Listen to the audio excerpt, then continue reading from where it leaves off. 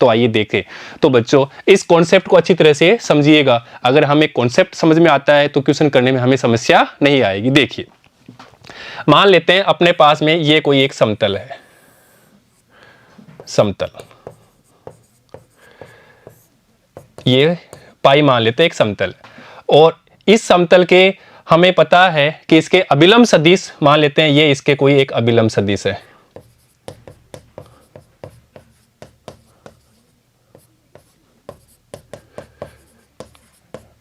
और वो है हमारा n वेक्टर। अब देखिए यहां पे अपन कोई बिंदु लेते हैं, हमने लिया कोई बिंदु P, और यहां पे एक बिंदु लेते हैं समतल के ऊपर, यहां पे हम बिंदु लेते हैं M, और इस P और M को मिलाते हैं एक रेखा बनती है PM रेखा। और A बिंदु पर अपन एक जिसके निर्देशांक है x1 y1 z1, अर्थात यहां पे एक स्थिति सदिश ले लेते हैं, मान लेते हैं वो अपना A1 स्थिति सदिश है। तो P का स्थिति सदिश हो जाएगा, बिंदु P का स्थिति सदिश मूल बिंदु के सापेक्ष की स्थिति सदिश, वो अपन मानते हैं A वेक्टर है। अब यहां पे ध्यान दीजिए, ये जो रेखा है और ये वेक्टर है, क्या एक दूसरे के समानांतर हैं? हाँ, समानांतर है, अर्थात रेखा PM व सदिश n वेक्टर एक दूसरे के समानांतर हैं।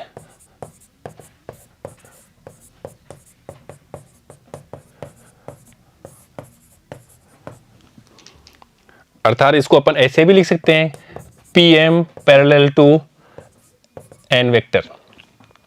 अब यहां पे ध्यान दीजिए, यहां अपने पास में इस जो समतल का समीकरण है, इस समतल के समीकरण को अपन सदिश रूप में लिखें तो देखिए, समतल का समीकरण, समतल का सदिश रूप में समीकरण तो देखिए वो अपने पास है r वेक्टर डॉट सदिश कौन सा है? लंब सदिश। हमने n वेक्टर लिया है तो n vector equal to d, और d क्या है? मूल बिंदु से इस समतल की लंबवत दूरी। इसको देते हैं अपन समीकरण 1। और ये देखो बच्चों, PM एक रेखा है और जो कहां जा रही है? एक बिंदु से जा रही है, और बिंदु कौन सा है? बिंदु है अपने पास में ये P बिंदु, जिसके निर्देशांक अपन x1 y1 z1, और इसका स्थिति सदिश कौन सा हो गया? A वेक्टर इसका स्थिति सदिश हो गया। ये अपने बात कर ली। तो एक बिंदु, अंतरिक्ष में एक बिंदु और एक रेखा से जाने वाला, समतल का एक बिंदु और एक रेखा से जाने वाला हम समीकरण पढ़ चुके हैं, जिसके समानांतर अपन एक सदिश लेते हैं B वेक्टर। अर्थात यहां पे देखो, रेखा का समीकरण, अंतरिक्ष में रेखा का समीकरण, और वो अपन पढ़ चुके हैं, वो होता है R vector equal to A vector plus lambda B vector. A vector बिंदु A से स्थिति सदिश, वो यहाँ पे हो गया, ये हमारा रेखा थी जहां पर अपन पढ़ चुके हैं इस प्रकार। ये अपने पास में बिंदु A था, ये बिंदु P लेते थे और इसके समानांतर एक वेक्टर लेते थे B वेक्टर। तो इसका जो समीकरण था R vector equal to A plus lambda B vector था। B क्या है? इस रेखा के समानांतर सदिश, और A क्या है? इसका स्थिति सदिश, बिंदु A का स्थिति सदिश।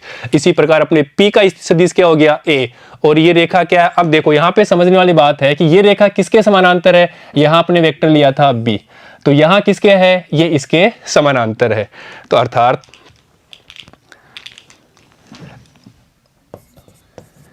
ये n वेक्टर के समानांतर है, इसलिए रेखा का समीकरण R vector equal to A vector plus lambda n vector, ये अपन लिख सकते हैं, क्योंकि B वेक्टर वहां पे समानांतर था, तो यहां पे समानांतर क्या है? n वेक्टर है। अब देखिएगा यहां पे देखो, ये बिंदु P ये है, M ये है। M बिंदु किस पे है? रेखा पे है, और रेखा कहां जा रही है? ये इधर से जा रही है, अर्थात ये रेखा इस समतल को प्रतिच्छेद कर रही है, कहां पे? M बिंदु पर। तो यहां अपन लिखते हैं रेखा PM व समतल एक दूसरे को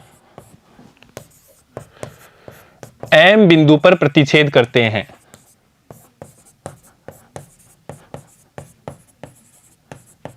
प्रतिच्छेद करते हैं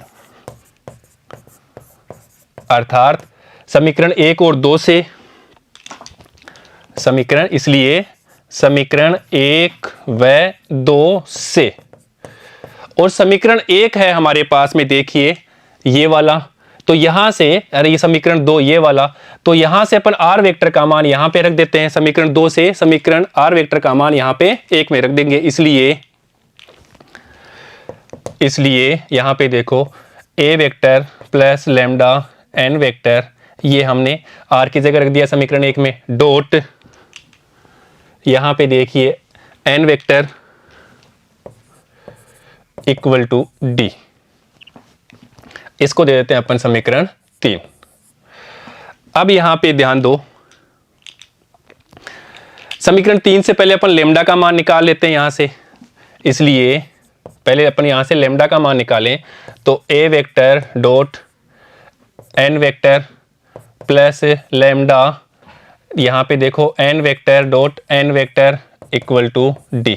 पहले तो हमने इससे मल्टीप्लाई कर दिया दोनों से, और यहां पे देखो अपन जानते हैं कि a vector dot a vector हो तो हम उसको लिखते हैं a वेक्टर के परिमाण के स्क्वायर के बराबर, ऐसा अपन पढ़ चुके हैं। तो यहां पे भी कुछ ऐसा ही लिख देंगे। इसलिए a स्थिति सदिश यहां पे n वेक्टर प्लस लैम्डा, और इसको लिखेंगे n वेक्टर के परिमाण का square is equal to d। या यहां पे देखिए lambda is equal to d minus a vector a स्थिति सदिश डॉट n वेक्टर अपॉन में आएगा n वेक्टर के परिमाण का स्क्वायर। यहां से हमने लैम्डा का मान निकाल दिया, इसको देते हैं समीकरण 4, और ये लैम्डा का मान अपन यहां पे रख देते हैं समीकरण 2 में। लैम्डा का मान समीकरण 4 से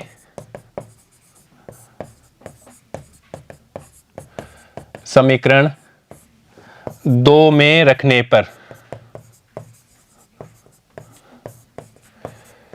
क्यों रखते हैं? क्योंकि जो m बिंदु है उसका हमें स्थिति सदिश निकालना है, और m बिंदु कहां पर है? m बिंदु हमारा समतल के ऊपर है, अर्थात ये m बिंदु समतल के ऊपर है, तो ये समतल का समीकरण इस रेखा के समीकरण को संतुष्ट करेगा, इसलिए अपन ये मान यहां पे रख रहे हैं। तो देखिएगा, तो लैम्डा का मान समीकरण 4 से समीकरण 2 में रख देते हैं, और समीकरण 2 है हमारे पास में ये वाला, यहां पे अपन रख देते हैं। देखिएगा, इसलिए यहां से देखिए लैम्डा का मान अपने पास क्या है, ये प्राप्त हो गया, तो ये मान रखेंगे अपन समीकरण 1 में और एक समीकरण 2 में, और समीकरण 2 है हमारे पास में ऐसे है, ये रहा समीकरण 2। तो r vector equal to a vector plus lambda n vector, ये अपने पास समीकरण 2 है। तो यहां पे अपन लैम्डा का मान रख देंगे, तो देखिए लैम्डा का मान रखते हैं यहां से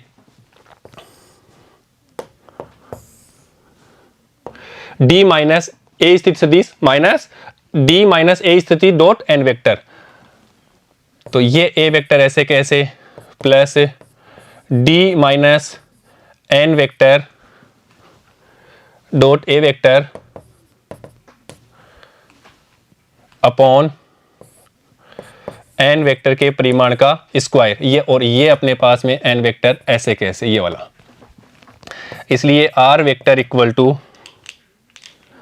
यहां पे देखिए a वेक्टर प्लस, इसको अपन लिख देंगे d माइनस a वेक्टर स्थिति सदिश n vector upon n vector के परिमाण का स्क्वायर डॉट n वेक्टर। अब यहां पे देखिए, आप इसको डायग्राम में समझिए,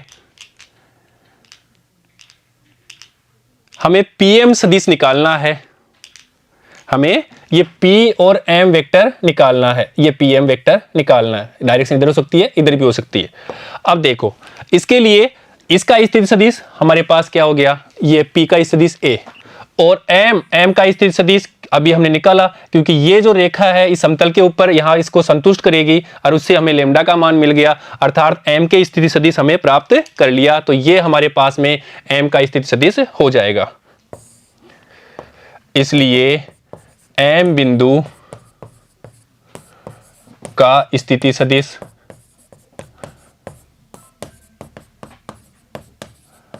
हमारे पास प्राप्त हो गया A vector plus D minus A स्थिति सदिश dot N vector upon N vector के परिमाण का स्क्वायर N वेक्टर। और देखो बच्चों, अगर हमें PM सदिश चाहिए तो हमें क्या क्या मिलेगा, M का स्थिति सदिश, M का ये निकालेंगे, बाद में उसका परिमाण निकालेंगे तो बीच की दूरी आ जाएगी, और हमें यही तो निकालना है। ये हमारा समतल है और ये हमारा पास में एक बिंदु P है, तो इसके बीच की ये लंबिक दूरी यही निकालना है। तो पहले अपन PM सदिश निकाल लेंगे, तो उसका परिमाण ले लेंगे, तो इनके बीच की दूरी आएगी। और उसके लिए ये P बिंदु था, उसका तो सदिश हमने A माना, और दूसरा बिंदु M था, उसका स्थिति सदिश निकालने के लिए हमने पहले समतल का समीकरण देखा, उसके बाद में हमने रेखा का समीकरण देखा, और ये दोनों एक दूसरे को प्रतिच्छेद करते हैं, इसलिए हमने लेमडा का मान निकाला, और लेमडा का मान निकाल करके हमने रख दिया, तो हमारे पास में M बिंदु के स्थिति सदिश आ गए। और इससे M बिंदु का स्थिति सदिश माइनस स्थिति सदिश, ये अपन जानते हैं, माइनस P बिंदु का स्थिति सदिश,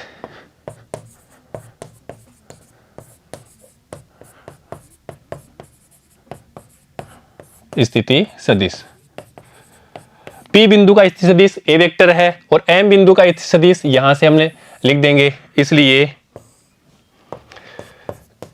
PM vector is equal to M, यहां से A स्थिति सदिश प्लस D माइनस A स्थिति सदिश N वेक्टर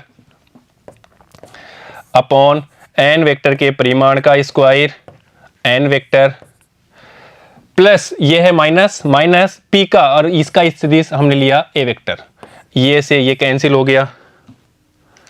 तो यहां पे देखो PM vector is equal to D minus A स्थिति सदिश dot N vector upon N vector के परिमाण का स्क्वायर, और ये अपने पास में है N वेक्टर। ये हमें PM सदिश प्राप्त हो गया, अर्थात ये देखो हमारे पास में ये हमारा समतल है, ये हमारा बिंदु P है और ये हमारा बिंदु M है, ये हमें PM सदिश प्राप्त हो गया।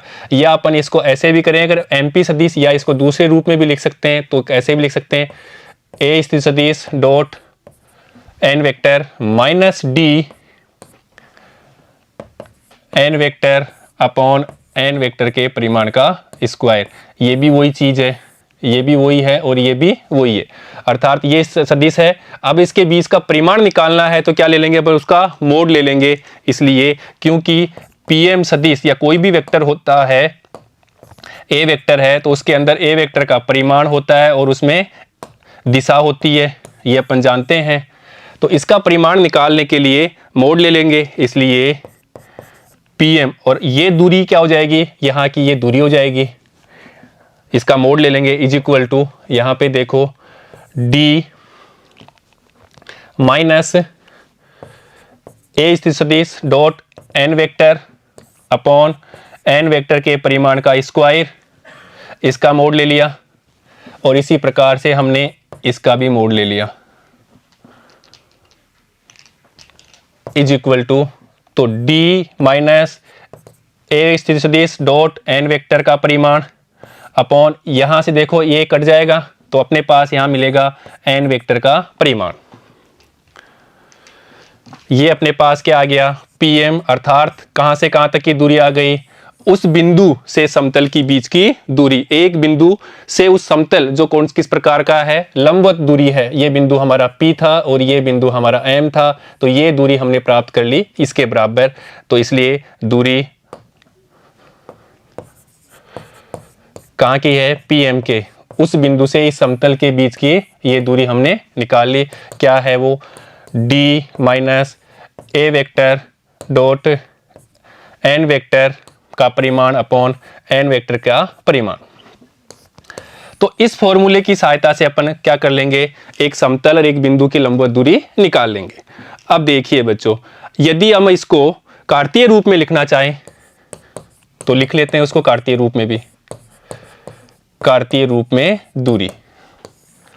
तो देखो पहले तो समतल का समीकरण अपन मान लेते हैं A X plus B Y plus C Z is equal to D. ये मान लेते हैं एक समतल का समीकरण है।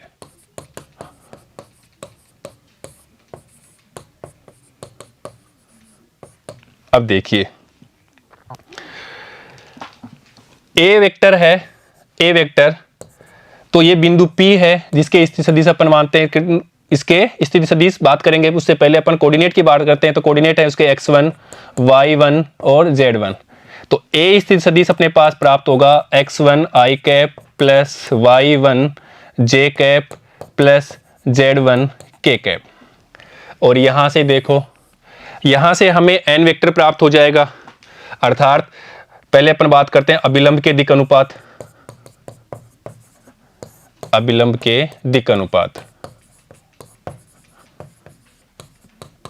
और वो लिए हमने ए बी सी, अर्थात n vector is equal to A I cap plus B J cap plus C K cap. ये हमने वेक्टर फॉर्म में लिख दिया। अब देखो फॉर्मूला अपने पास में है, ये रहा फॉर्मूला। d क्या है? उनके बीच की दूरी है। तो देखिएगा, इसलिए अपन मानते हैं P M is equal to D minus A vector dot N vector upon N vector के परिमाण, ये पूरा मोड। या अपन इसको ऐसे भी लिख सकते हैं, बात एक ही है, ए स्थिति सदिश डॉट एन स्थिति सदिश minus D upon N vector का परिमाण।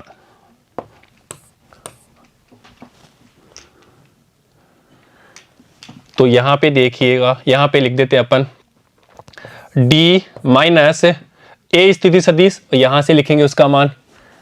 तो देखिए x1 i cap plus y1 j cap plus z1 k cap dot n का मान यहां से रख देंगे अपन, n वेक्टर का मान a i कैप प्लस, यहां से क्योंकि इसके दिक् अनुपात ए बी सी थे तो यहां से हमने इसको n वेक्टर के रूप में लिखा है। तो a i cap plus b j cap plus c k cap upon में है n वेक्टर के परिमाण का स्क्वायर, अर्थात इसको भी अपन इस रूप में लिख देंगे इसके, अर्थात यहां से a square plus b square plus c square. इसलिए d माइनस यहां से देखो a x1, ठीक है, इसी प्रकार से plus b y1 plus c z1 upon under root A square plus B square plus C square. तो ये हमें मिल जाएगी बीच की दूरी किस रूप में, कार्तीय रूप में इसकी दूरी प्राप्त हो जाएगी। अब यहां पे देखिए, इस फॉर्मूले से अपन बात करते हैं, फॉर्मूला हमें दिया है या दूरी को इसके बोलते हैं दूरी P M is equal to D minus A सदिश dot N vector upon N vector का परिमाण। यदि ये मूल बिंदु से गुजरे, मूल बिंदु से, बिंदु कहां से गुजरे? मूल बिंदु से गुजरे, अर्थात ए वेक्टर इक्वल टू 0 हो गया। तो ऐसी स्थिति में P M is equal to D upon N vector का परिमाण ये होगा। तो मूल बिंदु से गुजरे तब उसके बीच की दूरी इससे निकाल लेंगे। अब देखिए यहाँ पे इस प्रकार हमने एक समतल लिया था और एक हमने बिंदु P लिया था। तो उस बिंदु से उस समतल की लंबवत दूरी PM दूरी हमने निकाल ली इस फॉर्मूले की सहायता से। ठीक है बच्चों, अब अपन इसको एक उदाहरण लेकर के अच्छी तरह से समझते हैं। देखिएगा, बिंदु ये कि समतल ये से दूरी ज्ञात करो। तो बिंदु जो था हमारा ए, जो हमने स्थिति सदिश है उसको बिंदु के रूप में लिखेंगे, वेक्टर के रूप में लिख देंगे यहाँ से। तो 2i cap plus 5j cap minus 3k cap, क्योंकि जो बिंदु है ये बिंदु हमने लिया था यहाँ पे, ये बिंदु P जिसके निर्देशांक हमने x1, y1, z1 लिए थे। तो यहाँ पे हमें बिंदु दे रखा है 2, 5 माइनस 3, तो उसका स्थिति सदिश ए वेक्टर हमें ये प्राप्त हो जाएगा। और ये अपना एक समतल है M बिंदु, ये दूरी हमें निकालनी है। और समतल का जो समीकरण है वो हमें सदिश रूप में दिया हुआ, इस समतल का समीकरण हमें सदिश रूप में दे रखा है r vector dot 6i cap minus 3j cap plus 2k cap equal to 4, ये हमें दिया हुआ है। और बच्चों समतल का समीकरण अपन जानते हैं, समतल का समीकरण होता है r vector dot n vector equal to d होता है। अर्थात अपन इसकी तुलना करें, इसको देते हैं समीकरण 2 और इसको समीकरण 3। तो समीकरण 2 और 3 से अपन कंपेयर करें, समीकरण 2 व 3 से तुलना करने पर तो देखिए यहाँ पे n vector equal to 6i cap minus 3j cap plus 2k cap प्राप्त होगा और d इक्वल टू 4 प्राप्त होगा। अब देखो फॉर्मूला हम जानते हैं, दूरी मूल, अच्छा उस बिंदु से दूरी जिसको अपन देते हैं PM नाम, is equal to d minus A स्थिति सदिश dot n vector upon n vector का परिमाण। यहाँ हमें d मिल गया, a स्थिति सदिश हमने निकाल लिया, यहाँ पे a स्थिति सदिश यहाँ पे निकाल लिया, n वेक्टर अपन यहाँ से निकाल लिया और इसका परिमाण भी निकाल लेंगे। तो यहाँ पे अपन ये चीज़ें रख देंगे, इसलिए दूरी इज इक्वल टू d का मान यहाँ से रख देते हैं अपन 4 माइनस a वेक्टर, और a वेक्टर का मान अपन यहाँ से रखते हैं समीकरण 1 से 2i plus 5j minus 3k, 2i cap plus 5j cap minus 3k cap dot n vector का मान यहाँ से रख देते हैं यहाँ से।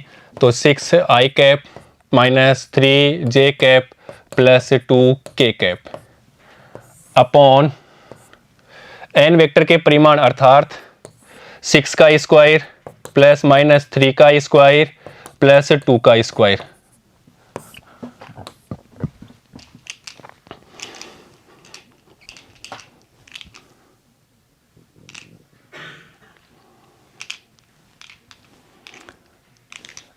इसलिए यहाँ पे देखिए ये 4 माइनस, यहाँ डॉट प्रोडक्ट कर देते हैं तो यहाँ अपने पास में 12, यहाँ पे माइनस 15 और यहाँ पे देखो माइनस 15 और यहाँ पे माइनस 6 अपॉन यहाँ पे 36 प्लस 9 प्लस 4। तो देखिएगा यहाँ पे पहले सोल्व कर लेते हैं। 4 माइनस 12 यहाँ पे प्लस के 15 प्लस के 6 अपॉन में यहाँ पे 49 और इसका हो जाएगा 7